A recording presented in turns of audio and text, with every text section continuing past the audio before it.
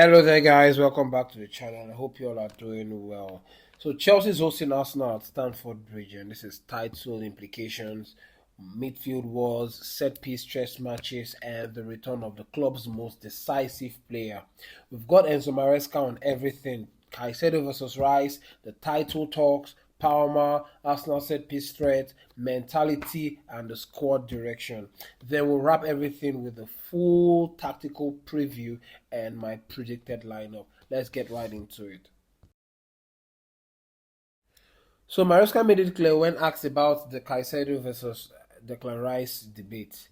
He grouped Moses Caicedo and Declan Rice with the elite company rather, including Rodri and Bruno Guimaraes, and said what really matters is the 11 versus 11, not the head-to-head narratives, and that's the right take. Rice is dominant in territorial controls and box crashing, while Caicedo is elite in ball recovery, duels, and transition killing. Different profiles, but same tier. And the key thing Maresca stressed: the Premier League is flooded with high-level midfielders, so no single duel defines the game on its own, and that's just it. And then he talked about Chelsea's title chances, the reality and not the hype. Maresca did not declare a title charge. He said March and April are the checkpoint, and that's the correct timeline for me. He referenced wins over elite sides like Liverpool and Barcelona this season, which is accurate. But and the most important thing is that Chelsea now consistently compete against top oppositions again. That's direction, and that's where the club needs to be aiming at season in, season out. And then Maresca also made comments on Arsenal set piece and which is their biggest structural threat. Maresca didn't sugarcoat it. Arsenal are the best set piece sides in the league, and that's the truth. Okay, as a Chelsea fan, I hate to say it, but it is what it is. Statistically and tactically, they score off near post blocks, back post overload, second phase chaos, Declan Rice ghost runs, and centre back screens. Chelsea's weakness this season, which is the first contact and zone ball tracking. So this isn't just a preparation; this is a survival protocol. And then Maresca also made comments as regards Chelsea's winning mentality. Maresca is clear: you don't talk mentality into player, you just win it into them. And this squad still lacks serial winners like the players or the older generation, the locker room hierarchy and senior dominance. The leadership exists, but they are still building and still forming. So it's not something that is there. They're still building the winner and leadership mentality, and then you can see that we're starting to have them in the dressing room. This is a developmental title contender, not a hardened one, like compared to Arsenal, who's now season title contender. They've been building and preparing for. They've been trying to challenge for. This is not the first time for seasons, and this season they look like they're the ones. It's theirs to lose. Okay, and then Maresca confirmed what's the most important that any Chelsea fan would want to hear. He confirmed that Cole Palmer is fit and available for selection. He called them Chelsea's best players. That's the attacking reference, the emotional lift of the squad. But he also gave the key line: we need to give him time to be 100% fit. That sentence matters because we cannot afford to have Cole Palmer come back from injury only for us to lose him again. So it's very important that we do not rush him or put so much responsibilities on him. We need to allow him and ease him back into the team, and that is just the right way to go. So yeah, he was also asked, will Palmer's return elevate the squad instantly? And Maresca said that yes, but not magically. With him, Chelsea gain a vertical chance creation, penetrations between the lines, and pressure resistance. Without him, Chelsea rely on transition volumes, wing isolations, set piece survival, and the entire attacking structure changes just by his presence. And that is just me giving my own thoughts as regards uh, Cole Palmer, and it's a big plus to have Cole Palmer, especially in a game like the one that we're like the one we're about to witness on Sunday. Now there was also talks with reference to Nizakin Seller that Chelsea turned down bid from or an approach from top European clubs for Pedro Neto, and this is just uh, uh, this was what expected. But then when you see how instrumental Pedro Neto has been since his arrival, he has improved. Okay, his improvement is not something that cannot be that should be on the, shouldn't be just brushed aside. His contribution in the defensive phase, okay, has been second to none. Okay, and he's been improving game in, game out. He's one of the most improved players in the Chelsea squad. So I think that even come the end of the season with the arrival of Giovanni Kenda and some other players, I still do not see Chelsea letting go of Pedro Neto. And then Maresca was asked to have a conversation or talk on was questioned as regards the game, the comparison between Barcelona and Arsenal, and what Maresca said was 3 points are the 3 points.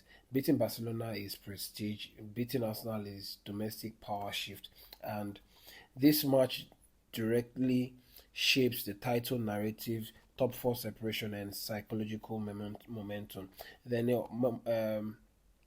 Noni Madueke was Chelsea's former player that joined Arsenal, was also uh, uh, asked on facing Chelsea, and he said, "For me, it's another game. Honestly, the fixture is not about me. The fixture is about Arsenal getting another 3 points in the league and being closer to our objective.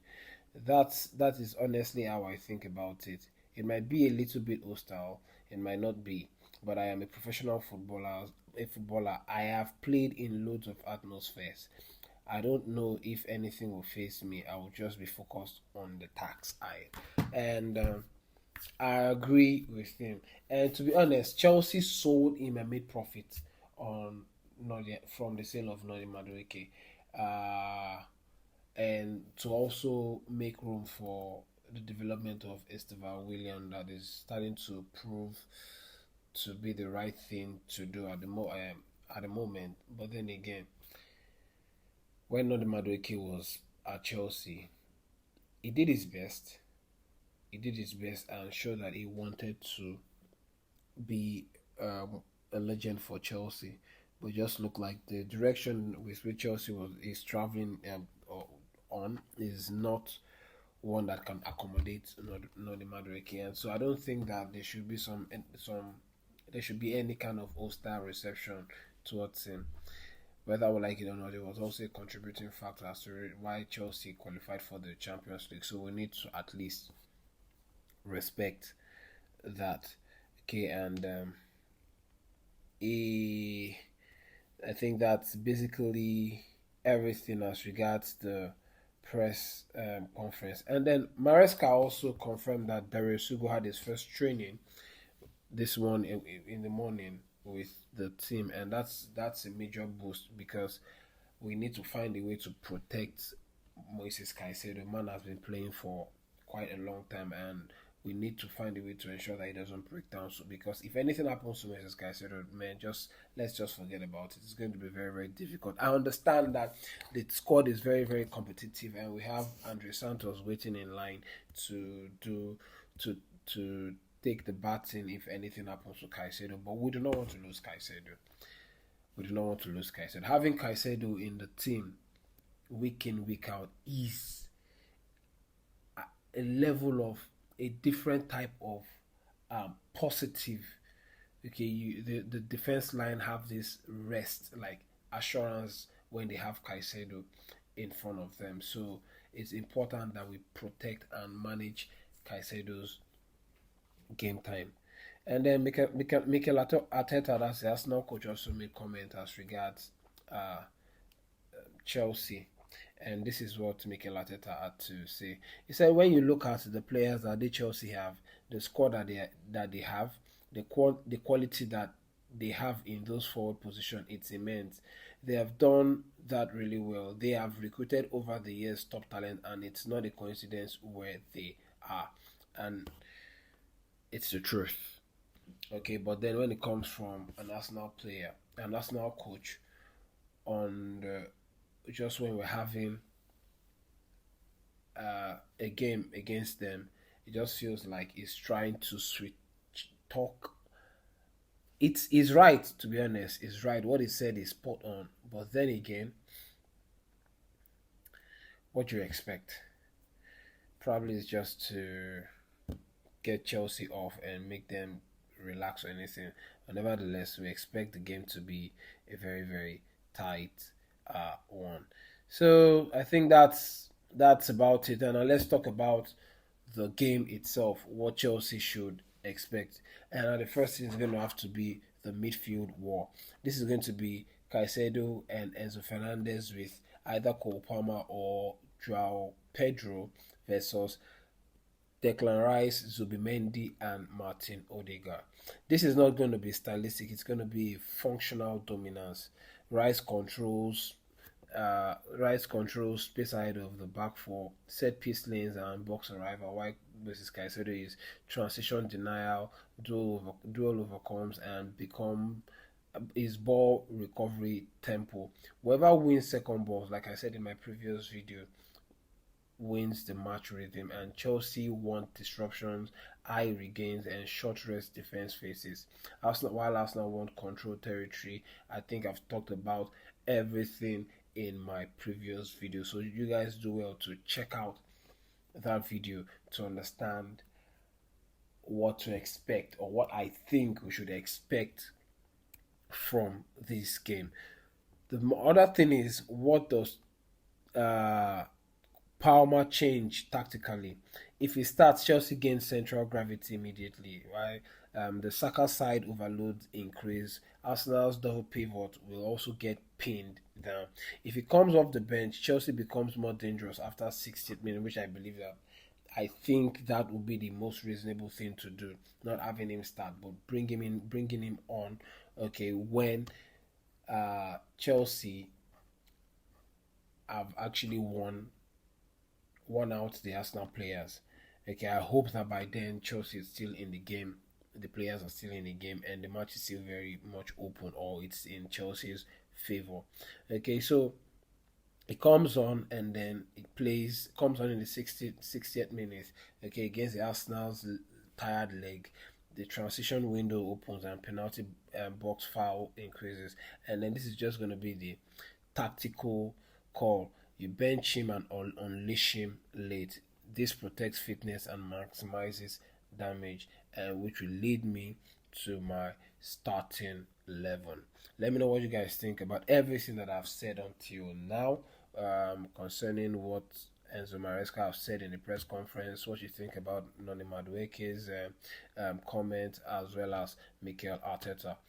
And let's talk about my match predicted lineup. So this is my starting lineup for the game between Chelsea and Arsenal, with Sanchez in goal, the defense of Reece James, Wesley Fofana, Trevor Chalobah, and Marc Cucurella. Reece James, the best right back in the league, and Marc Cucurella, the best left back in the league. One who was kicking and slapping about Lamine Yamal up and down in the Champions League. And then the midfield trio of Moisés Caicedo, Enzo Fernandez, and Joao Pedro playing as the 10. And then in attack you have Pedro Neto, Garnacho, and then with Liam Delap as the striker. In the bench you have Philip Jorgensen, Achiampong, Tosin, Beno Badiashile, Jorel Ato, and Malu Gusto. And then Facundo Benanote, Jamie Gittins, Estevao Willian, Gil, Tyrick George, and Cole Palmer. And then, so the formation is the standard and usual 4-2-3-1. That is also going to be the 4-2-3-1, which is the lineup, and then in possession, Chelsea is going to be in a probably 2-3-5 formation, or a 3-1-6 possession formation in possession of the ball. And then I'm going to tell you guys what my scoreline is going to be. Okay, so this is this is the real test for Chelsea.